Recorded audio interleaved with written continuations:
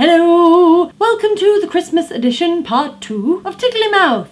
I'm Sophie Ross, and this episode I'm going to decorate the Christmas cake, what I made before in part 1.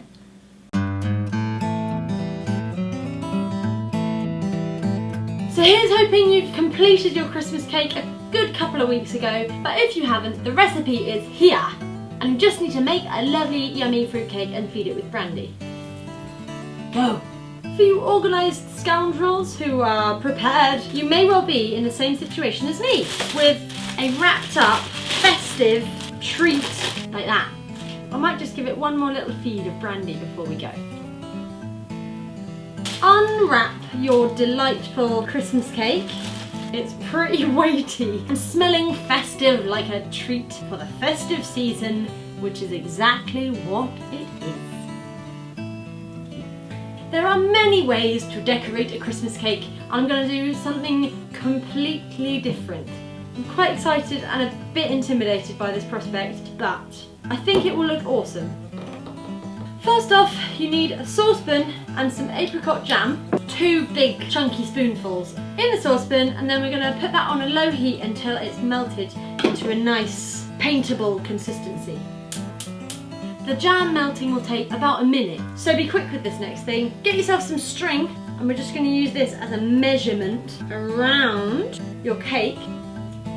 And this can be used for the marzipan covering and for the gingerbread houses later.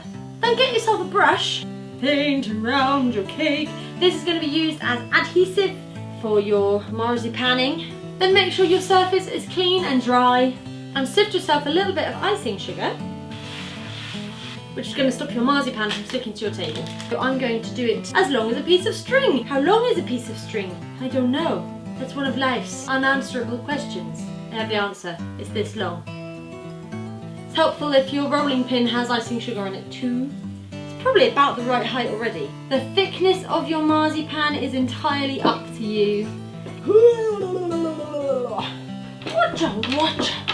Keep moving it around because it will get stuck to your table no matter how much icing sugar you've done. But don't freak out because marzipan's pretty forgiving. You can just smush it up in places. Also, it's going to be under everything, so no one really cares what this bit looks like. And once you are happy with the length of your marzipaninium, slice off the raggedy ends. Hello, I can't hear you. Say again. Just make it neat. That is about the thickness of a £1 coin. Don't sweat the thickness thing too much though. No one's going to be like, oh, your marzipan isn't the thickness of a £1 coin. I'm not eating this cake. And just squish it in like that. Just like gently. Give any raggedy edges a piece of your mind. Make sure that the edges match up nicely as well. There you go. Just give that a little pat together so they sort of meld together. And then again, the same on the top. You want it just to be kind of nice and flat. The idea here is to let this dry out for at least a day, maybe even 2. I don't know if I'm going to bother. I'm just going to leave this out for as long as it takes for me to make the gingerbread. Now I'm going to make the gingerbread houses.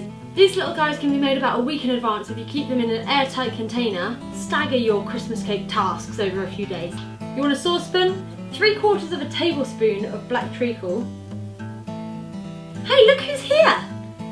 It's Evie! No. And then you want 1.5 tablespoons of golden syrup. Ooh. Ooh. And then you're looking at 55 grams of brown sugar. Oh, then sugar. Yeah. Add 1 teaspoon of water. Water. And then 1 teaspoon of mixed spice. 3/4 of a teaspoon of ground ginger. In. Stick this on the hob until it's bubbling up and all the sugar has dissolved. While that's starting to heat up on the stove, measure out 70 grams of margarine or butter and 165 grams of plain flour. Half a teaspoon of bicarbonate of soda. We're sieving that in. Stir this stuff. Once the sugar has dissolved into the mixture and it was bubbling nicely, chuck in your butter and you're just going to stir this about until it's melted. It shouldn't be long at all because this is absolutely nuclear hot. Get your sieved flour and chuck it all in. and then mix it all up into a nice dough. So you line your bowl with cling film, you push in, push.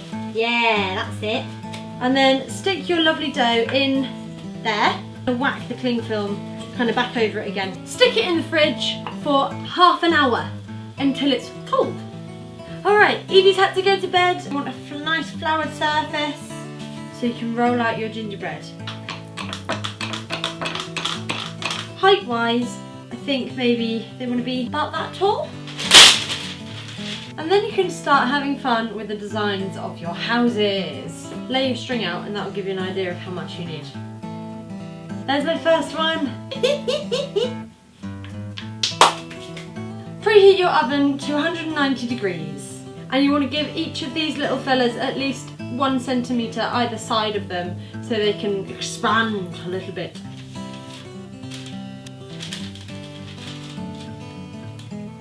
And if you have any more dough left, shape it into whatever you like.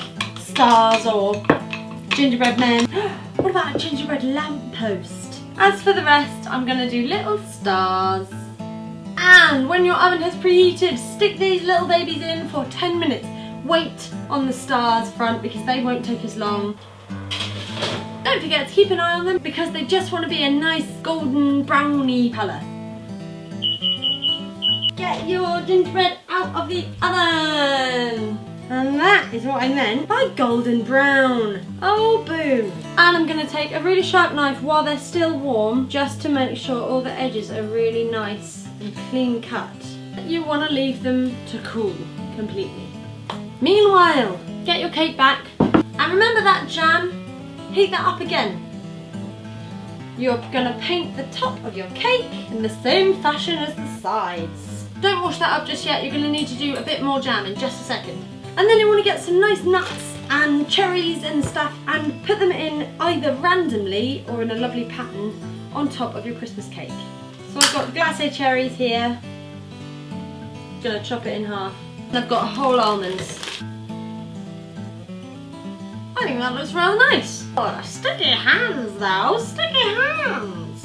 And then we want some more jam to go over the top of this as a little glaze. So I'm going to do 3 spoons again. Generously douse this over.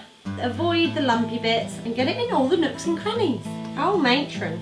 Well, it is Christmas after all. Now by this point your cookies should have cooled and you will be left with some delightful little specimens like this.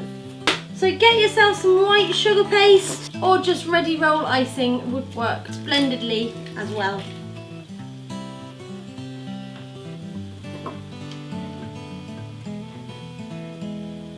Use your imagination with these decorations. Just imagine a lovely village scene. You could even try and make a post office or a church or a pub. Who doesn't love a pub? Once you're totally happy with all your cut out house shapes, windows, doors, conservatories, make yourself up some royal icing. You're going for 250 grams of royal icing sugar. And then you're adding 2 tablespoons of water. And you should have some really nice stiff icing. Now you just want to stick all of your lovely doors and windows to your houses. It doesn't need much, just a little splodge on the back of each bit.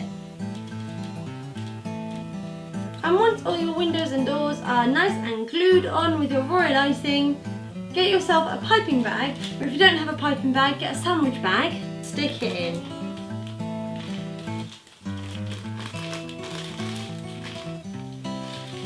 Cut a tiny little hole in one corner of the bag. And then rock and roll with some icicles.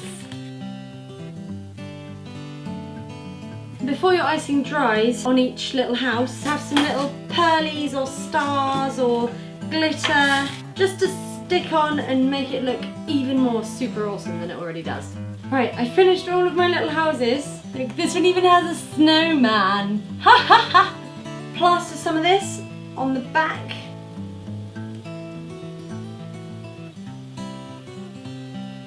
It will be touching the cake the most in the middle.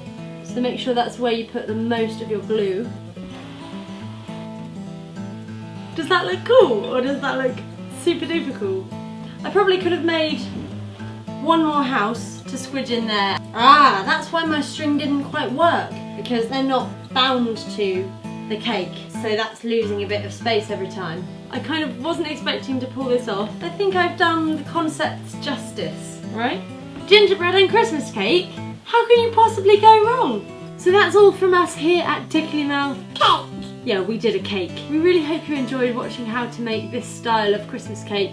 Don't forget you can put any spin you like on this and use your imagination when it comes to toppings and colours. And we hope you have the merriest of Merry Christmases physically possible, don't we? Yeah. Ho ho ho! Then ho ho ho. Bye!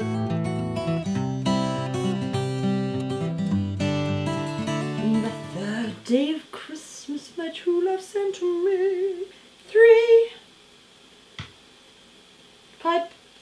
lords of leave, 3 calling birds, 2 French hens, no, damn.